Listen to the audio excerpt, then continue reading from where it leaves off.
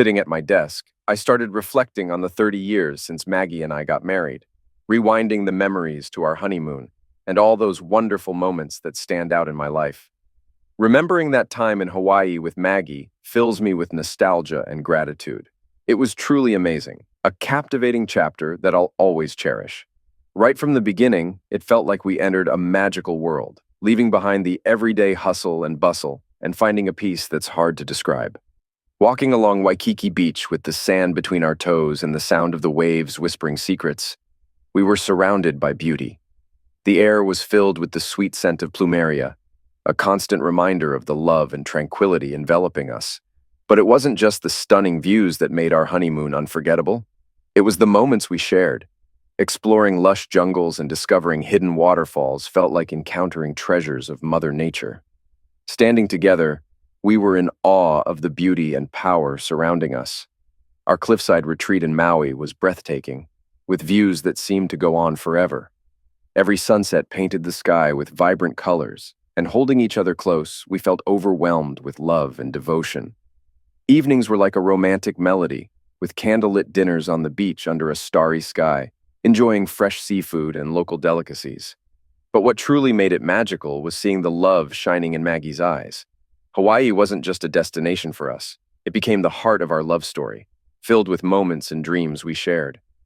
Looking back on our honeymoon, I'm reminded of the beauty and depth of our relationship, reigniting our love and strengthening our bond, and giving us moments of pure happiness and peace. I hold on to these memories from our time in that lover's paradise with immense gratitude in my heart. 30 years later, deep in thought, my secretary walked in and found me staring out the window. "Jason, what's making you so happy lately? Win the lottery?" she joked. It hit me that I'd been smiling and content for 2 weeks. I shared that my wife had been especially loving and attentive, making me feel valued and loved again after years. It felt like a second honeymoon, and I couldn't wait to spend more time with her. Acting like a teenager in love, I didn't want this happiness to end. Maggie and I have a solid marriage, but after 30 years, excitement can fade into routine. Yet, Maggie had been unusually affectionate, seeking intimacy almost every night and bringing back aspects of our relationship we hadn't explored in years. I never suspected her affections meant anything beyond rekindling our marriage. I planned a surprise romantic evening, leaving work early with a smile.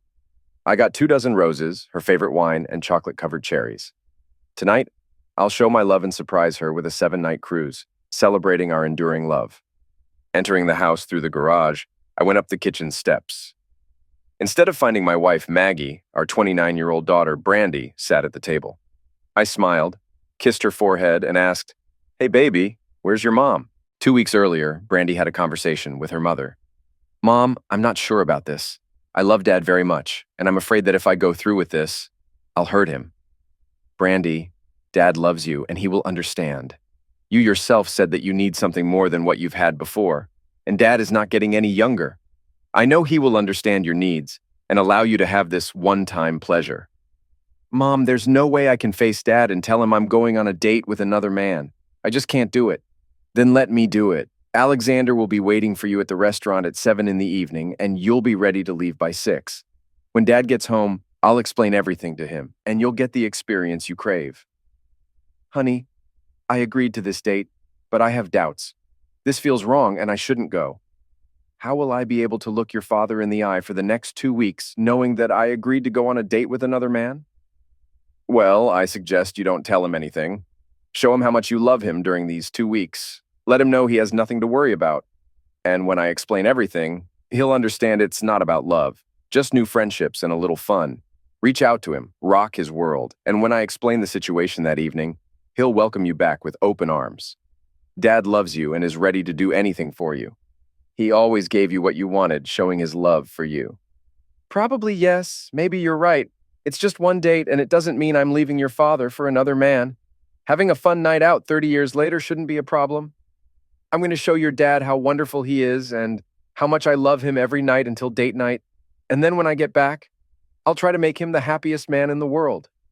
"Mom, just make him feel loved and appreciated. He's a great guy and will give you this one-of-a-kind experience. Now, I have to get home to cook dinner for Mike. Thanks, baby. And say hi to Mike.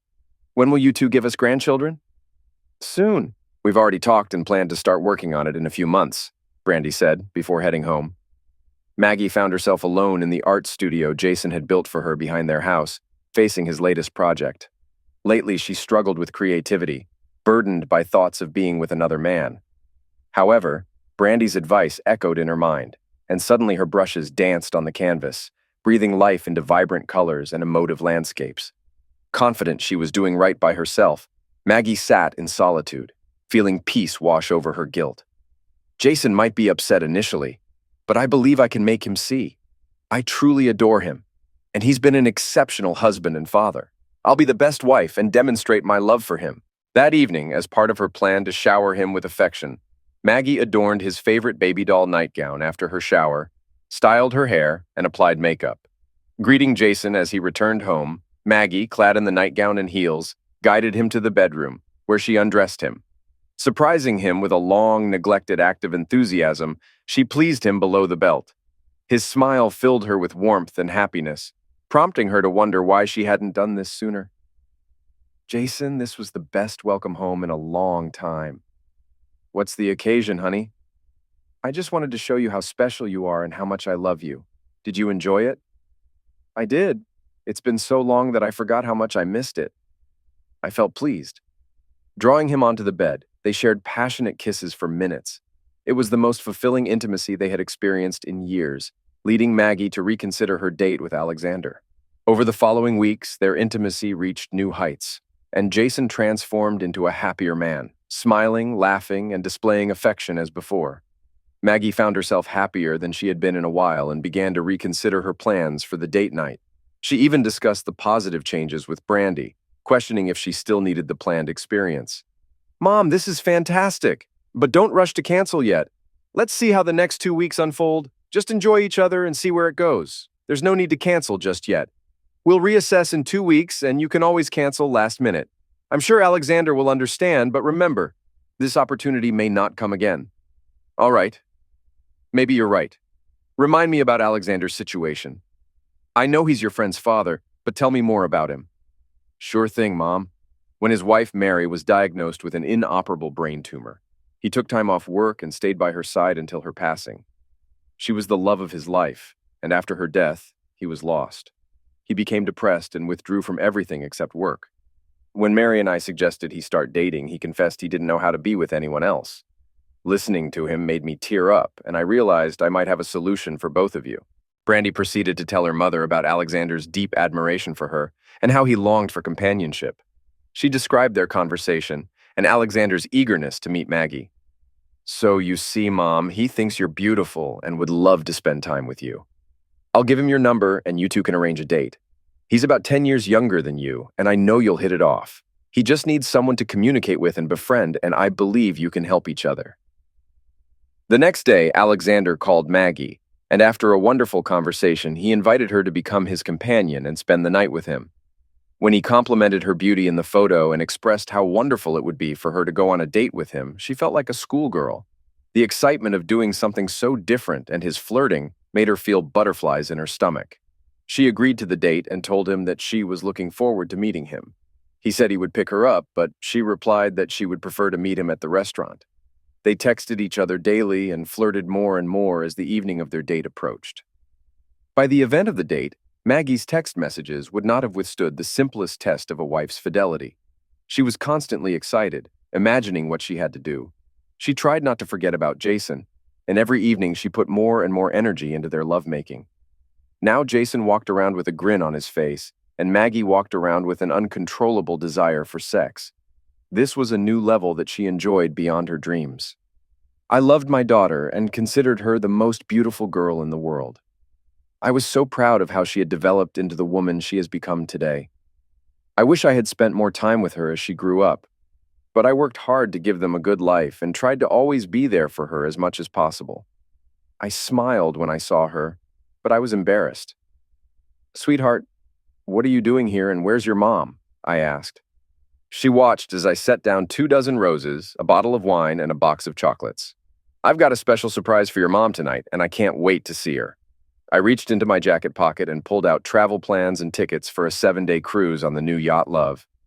I am whisking your mom away on a 7-day cruise, and I can't wait to see the look on her face when she finds out. Don't say anything when she gets home. I want to surprise her, Dad said. Hearing her call me Daddy always made me smile, remembering her as a little girl sitting on my lap.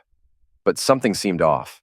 Tears welled in her eyes, and she was out of breath, clearly worried about what she had to tell me. Dad, we need to talk, she said, a tear sliding down her cheek. Concern flashed across my face. What's wrong? Is something the matter with Mom? No, Mom's fine. Please sit down and let me explain, I replied. After a pause, she spoke again. Dad, you know how much Mom loves you, and she told me how great things have been between you two lately. Yes, and I love her too. That's why I want to show her how much she means to me. Seeing her tears, I realized her news wasn't what she expected. I'm really sorry, Daddy, but Mom went on a date. I sat in stunned silence, trying to process her words. Her tears flowed as anger ignited within me. Brandi, what are you saying? Where's your mom? I demanded, my voice loud enough to make her recoil in fear. Mom loves you very much, Daddy, and I hope you won't take this the wrong way. But Mom went on a date with another man and won't be back until tomorrow. She couldn't tell you herself, so I volunteered to break it to you because she didn't want to hurt you. It's just one night and she'll be back tomorrow. Is this some kind of joke? I can't believe this. Your mother would never do anything to betray me like this. We were so close and loving. This can't be real. Dad, she loves you. She just needed something more in life, at least once after 30 years of marriage. Nothing's changing between you two, except she might love you even more for understanding. I stared at my daughter. Brandi, why are you involved in this? Your mom shouldn't have dragged you into it, and I should be talking to her, not you. How did she get you into all this? Dad, Mom and I have always been close, and we tell each other everything. She said things had slowed down between you two in the bedroom, and she no longer felt desired. My friend's dad lost his wife a few years ago, and he also needed companionship, so I sort of introduced them. I stood up abruptly, knocking over my chair. What on earth? Are you serious? You set your mom up on a date with another man? Is that what you're telling me? Lowering her head and staring at the floor, she stayed silent. Meanwhile, I paced back and forth in the kitchen, trying to grasp the situation. Damn it, Brandi, answer me! I yelled, towering over her. Did you set this up? Is my wife, your mother, on a date with your friend's dad because of you? At my angry outburst, saliva flew out of my mouth. I'm really sorry, Daddy, but yes, it sounds bad when you say it like that, but I did it out of love for my friend's parents. Holy hell, what have you done? Love for your friend's parents? What about your love for me? Am I just some trash you can disregard and expect me to accept whatever you come up with? Where is she now? And why did you say she won't be back until tomorrow? Dad, they went to a restaurant. I don't know which one. And then they're spending the night together just this once. She'll be back tomorrow, and Daddy, she loves only you. She's been telling me for the past 2 weeks how much she loves you and doesn't want you to get hurt. It's just one date and one night. She thought you'd understand and give her this one chance. So is that it? I believed her newfound affection over the last 2 weeks was genuine, but now you're saying it was just her way of alleviating guilt? Well, this won't end well, I assure you. Still in tears, she pleaded, Dad, it's not like that at all. She never pretended or hurt you. On the contrary, she did everything possible to show you she loved you. Daddy, can't you give her one night? You know she loves you and can't imagine life without you. She mentioned how she looked forward to your retirement and spending time with your grandchildren. Mike and I plan to have kids, and we need both of you. Well, isn't that ironic? That ship sailed when she agreed to go on a date with someone who isn't me. Who is this guy? He's my friend Mary's dad, and he's really nice. You'll like him, Daddy. I think you have a lot in common. Oh, sure, we could be best pals. So you think I could befriend a man who knowingly dates a married woman, my wife? Maybe we can be drinking buddies, and I can let him borrow your mom on weekends? Is that your plan for me? Brandi slumped into her chair, realizing a grave mistake in her plan. My anger, expressed in words she never wanted to hear, shook her to her core, sending a chill down her spine as she cowered. After pacing the room, I managed to regain control, turning to my daughter with venom in my voice. My hurt and anguish were evident, making her feel small and culpable for her part in the ordeal. Listen carefully, Brandi. Leave now. I need time alone to comprehend what you two did to me tonight. I don't want to see or hear from you. No calls, no messages, ever. Your betrayal is unforgivable. You are dead to me. Understand? I'm no longer your father, and you're no longer my daughter. Get out of my house and never speak to me again." Brandi wept openly, her head in her hands. "Dad, please don't say that. I love you, and I want to stay here tonight. Mom and I planned for me to stay with you. We don't want you to be alone." "The disrespect you've shown makes me question if you ever truly respected or loved me as your father. You're your mother's daughter.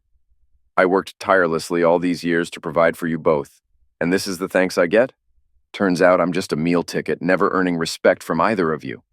Amid tears and sobs, she pleaded, "Dad, I love you. Please reconsider. Let Mom explain everything tomorrow. You've had 30 wonderful years together, and I know you love her. Give her this one thing, and she won't leave you, Daddy. She loves you. She can have whatever she wants, but she'll never have me again. Forgiveness is beyond me. Everyone involved will face consequences, including the man who took my wife. Now go. You've shown your true colors. You still have your mother. Nothing changes for you too. Brandi, you're no longer my daughter. Leave." With tears streaming down her face, she fled the house in agony, a pain she had never known. She never imagined her father's reaction would be so severe. Had he truly disowned her? For the first time, she realized she may have crossed a line in helping her mom with this scheme. She knew he loved them both, but his fury was clear, and she prayed for his forgiveness. Right after Brandi left, I dialed Maggie's cell, but it went straight to voicemail. I left her multiple messages, pleading for her to call back and come home. When my calls went unanswered, even after a few drinks, I resorted to texting her the same plea. Still, no response. By 2 a.m., it dawned on me she wasn't coming back or answering my calls. Exhausted from self-pity, I stared blankly at the TV, bombarded with more bleak news, my world transforming into a nightmare instantly. Reflecting on our 30-year marriage, the highs, Brandi's milestones, the once frequent intimacy now replaced by routine, I felt a pang of loss. Though our sex life had become predictable, there were no complaints, and post-coitus we always embraced, drifting off in each other's arms. Daily we exchanged "I love yous," rarely argued, yet now it seemed those words held little significance. Peering out at the art studio I built for Maggie, a sanctuary where she poured her creativity for 2 decades, I realized it held more importance than I did. Though proud of her achievements, I felt relegated to the sidelines, but her happiness mattered most to me. The talk with Brandi hit me like a ton of bricks. Learning she wanted to be with another man blindsided me, no warning at all. Despite years of hard work to support my family, I failed to notice she wasn't happy with our marriage. It stung to know she shared this with Brandi instead of talking to me, fueling my anger and humiliation. Reflecting on my life, home, and future, I remembered the house and property I inherited from my grandfather, solely in my name before our marriage. No mortgage made me think. Fueled by alcohol and fury, I plotted ways to hurt Maggie like she hurt me. Staring out at her studio, a surge of strength washed over me, perhaps from alcohol or the pain of betrayal. With renewed vigor, I sprang into action. I made countless trips to our bedroom, gathering all of her belongings and relocating them to the studio. Shoes, clothes, jewelry, all piled in the center. I then gathered photo albums, including our wedding pictures, placing them atop the heap. Remembering items in the attic, I retrieved her wedding dress, baby clothes, and more, adding to the growing mound. It amazed me how much she amassed over the years. I removed her pictures from the walls and added them to the pile. Sculptures, sketches, all her cherished possessions, now part of the ever-expanding heap. It was already 5 a.m., and I felt tense. I decided to wait until 6 a.m. before taking action, giving her a chance to return or respond to my calls and messages. If I didn't hear back or she wasn't home, I'd proceed with my plan. I double-checked the house, ensuring everything important to her was in the studio. At 5:30, I fetched a 20-liter gasoline can from the garage and headed to the studio, preparing for 6 a.m. In the meantime, I went online, canceled our joint credit cards, transferred money to our accounts, withdrew cash from the safe, and packed a few suitcases. Loading them into my truck, I planned to stay away until the lawyer sorted things out. Giving her another 5 minutes to return, at 6:05, with my last hope fading, I poured gasoline over the pile and along the studio walls. After a deep sigh and brief hesitation, I lit a match, igniting her belongings. The fire spread fast, visible from the street before I could escape. Her world burned swiftly. Driving along the highway, a profound realization hit me, accentuated by my distraught state. Overwhelmed by sorrow, tears flowed. It dawned on me that my once happy marriage had met the same fate as the studio, consumed by flames. Unexpectedly, the fire spread to the back porch, endangering the house. Thankfully, firefighters contained the blaze, saving the house from complete destruction. However, it suffered significant smoke damage and required repairs before it could be lived in again. Meanwhile, I checked into a highway motel 90 miles away from the charred remnants of my marriage, paying in cash to avoid detection. Exhausted and overwhelmed, I turned off my phone and collapsed into bed, falling into a deep sleep until noon. Upon waking, I found dozens of missed calls and texts from Brandi, Maggie, and the sheriff. After exiting the Uber, I met Alexander at the restaurant, feeling both nervous and excited to see the handsome young man waiting for me at the reception desk. He smiled upon seeing me, appreciating my little black dress, black sheer tights, and matching high heels. His gaze lingered on my exposed cleavage, accentuated by my black bra. Earlier in the day, I had spent several hours at the salon to ensure my hair and makeup were perfect. I wanted this one occasion to be thrilling, unforgettable, and flawless for him. My companion seemed pleased with what he saw, and the way he adjusted his growing manhood underscored his reaction. Feeling more confident as I realized he liked what he saw, I greeted him with a tender kiss. We started at the bar, sitting on bar stools, and when I stood up, I noticed his gaze on my nylon-covered legs down to my panties. We exchanged smiles as he ordered our drinks. Deciding to switch off my phone to avoid any interruptions, I was aware that this night was a one-time event and resolved to savor every moment. There was undeniable chemistry between us, and we conversed as if we were old friends, finding myself touching his arm and flirting, actions I seldom did with anyone, including Jason. I was determined to unleash my inner confidence and relish the experience. After finishing our second glass, the gracious hostess informed us that our table was ready and escorted us to our seats. The dinner was delightful, and I enjoyed our conversation and time together. When he inquired if I still wanted to spend the night with him, I removed my heels and teasingly placed my foot between his legs. His smile widened upon noticing my red toenails peeking through the sheer nylon covering my foot, and he suggested it was time to depart. Holding hands, he led me to his pre-booked hotel room. As the elevator doors opened on the 14th floor, the reality of what I was about to do hit me, and fleeting thoughts of Jason crossed my mind. Sensing my hesitation, Alexander pulled me close to his sturdy frame. Meeting his gaze, he bestowed upon me a romantic kiss unlike any I had experienced before. In that moment, all thoughts of my husband and marriage faded away. Tonight, I belonged to him, ready to embrace and revel in this experience. Once in the room, he wasted no time in unzipping my dress. When it dropped to the floor, he shed his own clothes and stood before me. Spinning me around, he praised my appearance and removed my bra before laying me on the bed. The experience was so sensual and loving that I eagerly anticipated what would come next. Kneeling, I devoted 10 minutes to admiring his physique. Overwhelmed, he swiftly removed my pantyhose and insisted I put my heels back on, finding them alluring, which made me feel somewhat provocative. Throughout our intimacy, he showered me with kisses, displaying remarkable skill.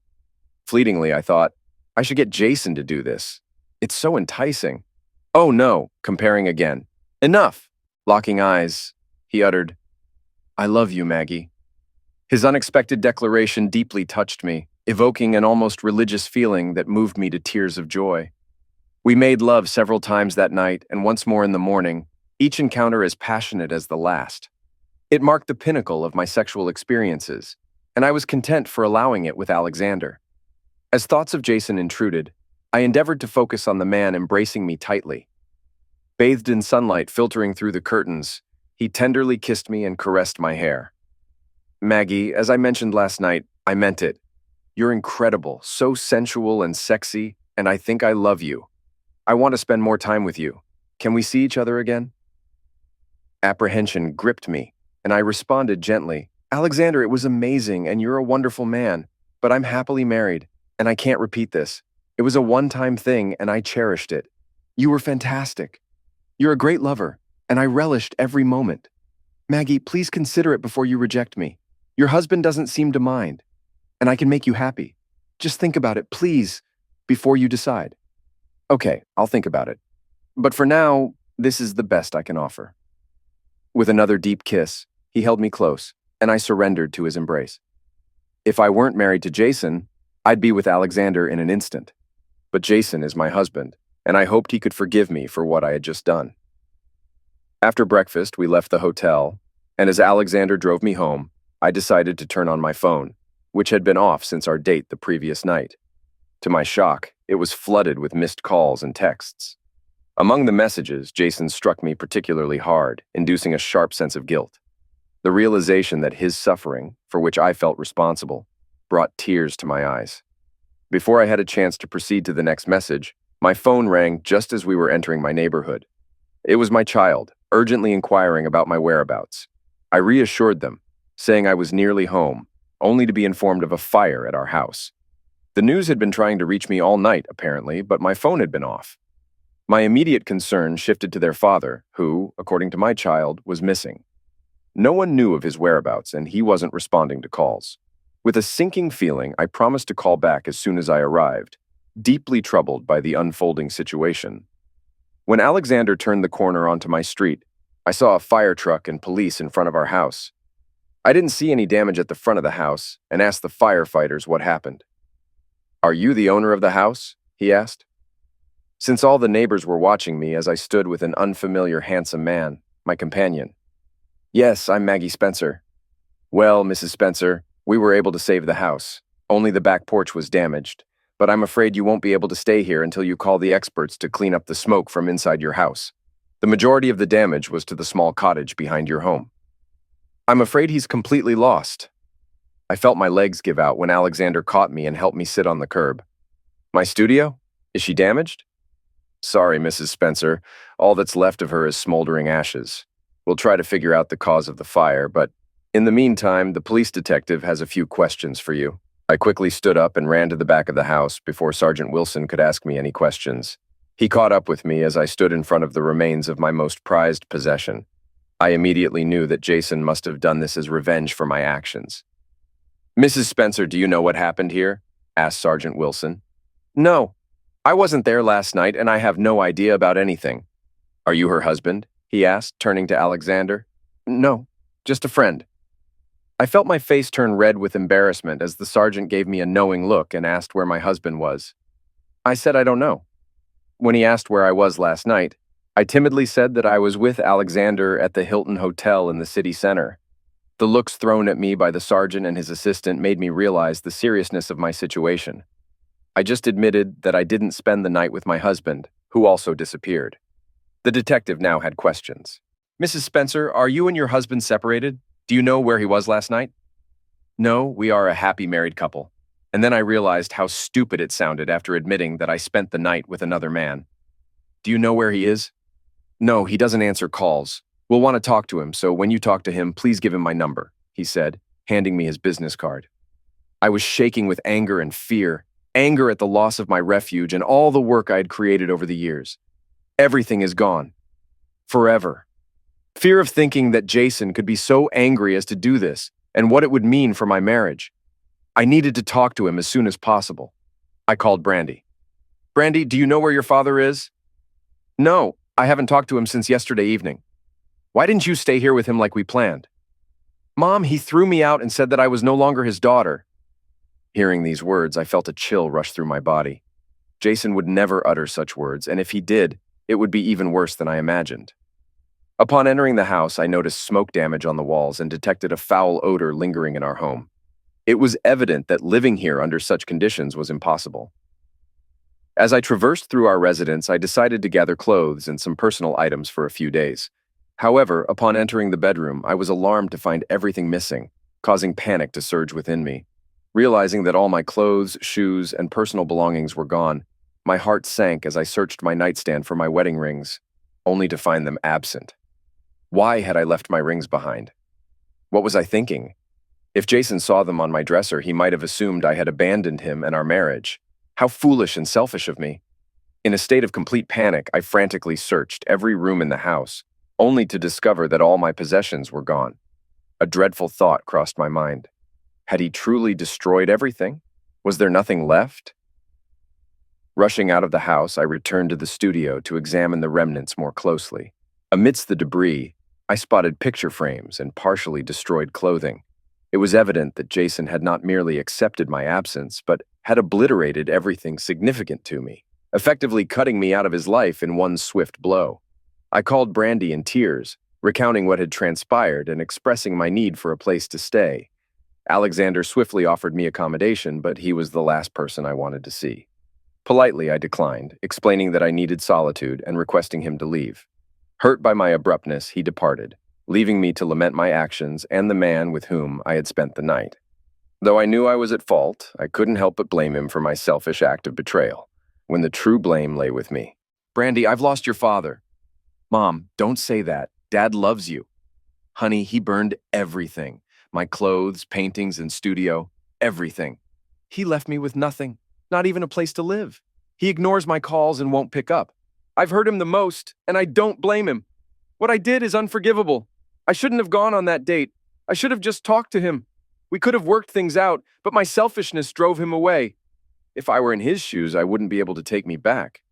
What do I do now? I have no home or clothes. Mom, don't blame yourself. I share some of the blame, and you can stay with us until your house is restored. We'll buy you new clothes this afternoon and get you settled in by evening. Brandi, all my artworks, paintings, and sculptures are gone. 30 years of marriage and 2 decades of my artistic creations were destroyed, leaving me utterly alone. I have nothing left to live for. Maggie openly sobbed as neighbors glanced at her from the street.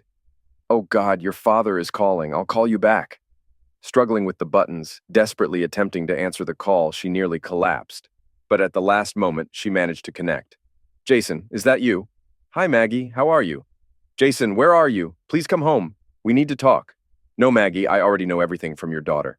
Yes, your daughter, not mine. You both are dead to me. And this might be our final conversation.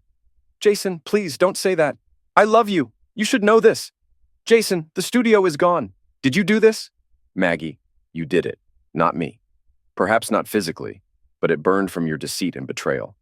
When I saw your wedding rings discarded and you giving yourself to another, in my heart, you died. Your actions are unforgivable, and Brandi's involvement is humiliating and beyond comprehension. We're finished. I'll meet with lawyers on Monday to initiate proceedings. Please, Jason, can't we talk and resolve this? You can't just discard our 30 wonderful years like this. Maggie, we are talking, and I'm not the one who discarded our 30 wonderful years. You planned betrayal, showered me with 2 weeks of affection to alleviate your guilt, and then betrayed me with your daughter's assistance. There's no person on this earth who could accept or forgive such treachery and betrayal. It was pure evil, and I hope you regret it for the rest of your miserable life. This is our last conversation. You can reach me through my attorney's details, which will be provided with the divorce decree. Goodbye, Maggie. Jason, no, wait! Jason! Jason was gone, and so was the world I cherished. Brandi arrived just as I was on the phone calling Jason, who had already hung up. We embraced each other, crying over our loss. Finally, we realized we couldn't stay in the wreckage of my home while the fire and police did their investigation. So we headed to Brandi's house. Upon arrival, she briefed Mike on everything, shocking him with the details. Brandi tried to explain it all, but when Mike discovered his wife had arranged a date for her friend's father with her own mother, he was both appalled and furious, his anger flaring. Brandi, you set up a date for your mom with another man knowing Dad would be left alone? You should have known he'd never accept that. What kind of man lets his wife go on a date with someone else? Is this what you plan to do when we're older? Will you willingly betray me like Mom did to Dad? He was such a great guy, and you and Mom were his whole world. What have you done, Brandi? Let me tell you, you ruined a good man and forced him into doing unimaginable things. I can't express how disappointed I am in you, Brandi. I'll reach out to him and apologize for your foolishness. Once this is all over, you and I need to talk about our future together. Having kids with you is on hold until I figure out where you stand.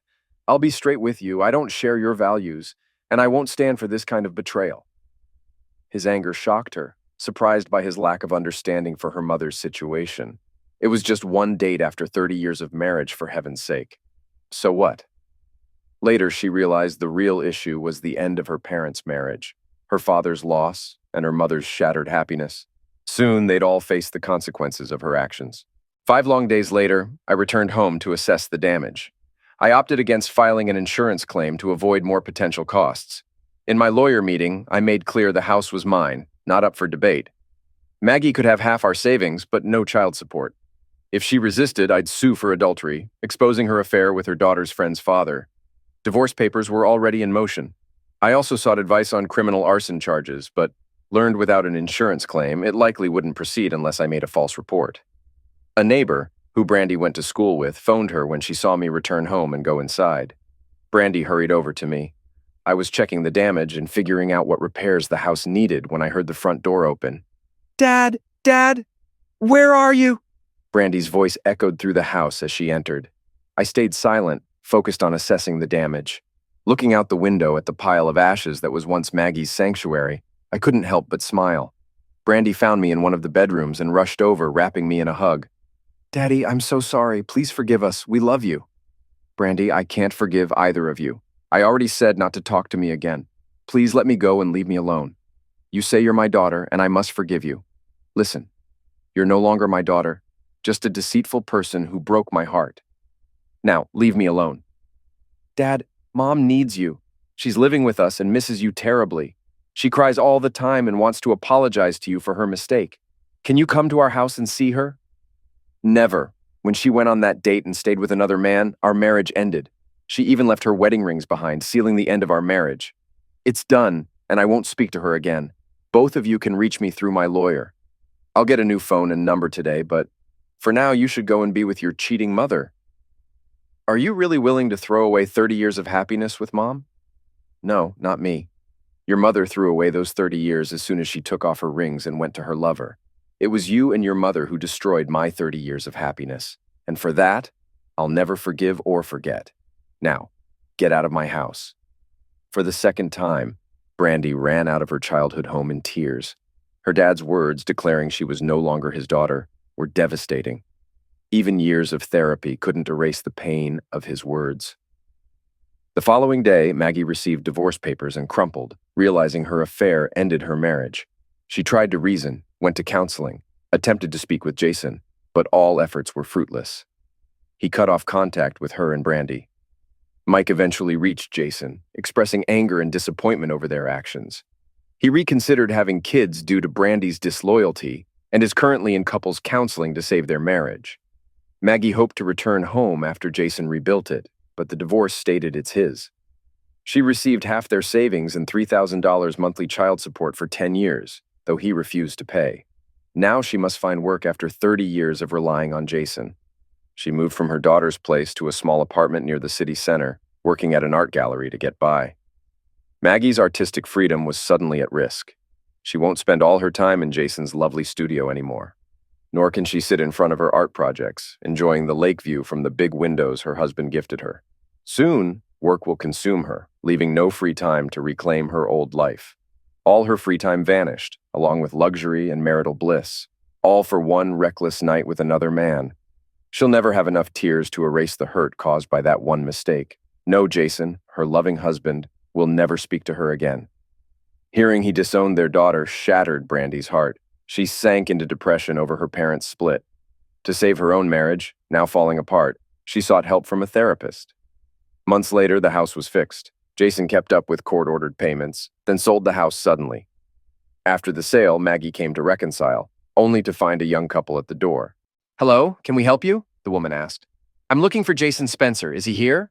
"No, he sold us this house and left for a new life. He was so kind. Are you Maggie?" "Yes, that's me. He left an envelope for me, I suppose." "Indeed. I'll read it later. Goodbye and enjoy your new home," Maggie said, tears streaming, realizing she'd never see Jason again, regretting the love she carelessly lost. Back in her lonely apartment, she opened the letter with trembling hands. "Maggie, 3 decades. And to think I could have spent that time more productively, like watching paint dry or counting the blades of grass in our lawn. It's hilarious, really, how I once thought I couldn't be the husband you needed. Clearly, what you needed was a circus, not a partner, considering your antics. You wanted more? Well, congratulations on finally finding it outside our marriage. Bravo.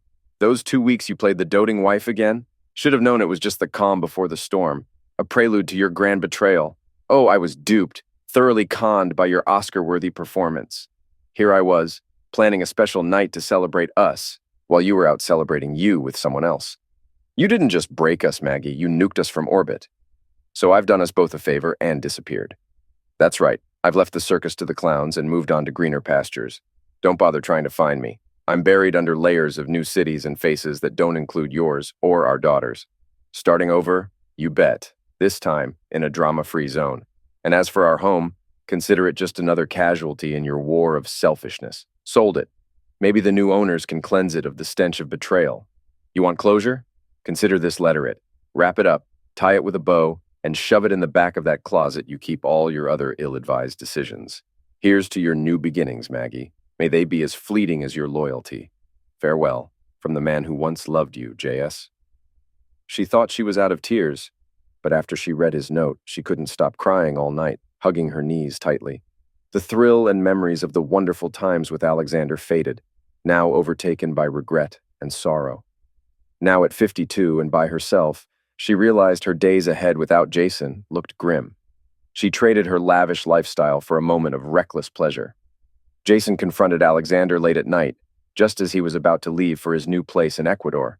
When the door swung open, Jason barged in and revealed he was the husband of the woman Alexander took from him. Alexander tried to justify that he believed Maggie was okay with it and would not have gone after her otherwise. But it was all in vain. Jason wouldn't hear any of it. The fury, wrath, and suffering he'd been bearing for months were all unleashed on the man in front of him. The encounter was brief as Jason resorted to using a crowbar. Within seconds, Alexander's life was altered drastically. Before Jason headed to his waiting Uber to catch a flight out of the country, he left Alexander with a warning about the dangers of getting involved with a married woman. By the time Alexander got to the emergency room and reported the assault, Jason was already settling into his beachfront apartment in Manabi. He had to start anew without his past burdens and family. It took detectives 2 weeks to learn that Jason had left the country, and they realized they couldn't pursue him unless he came back.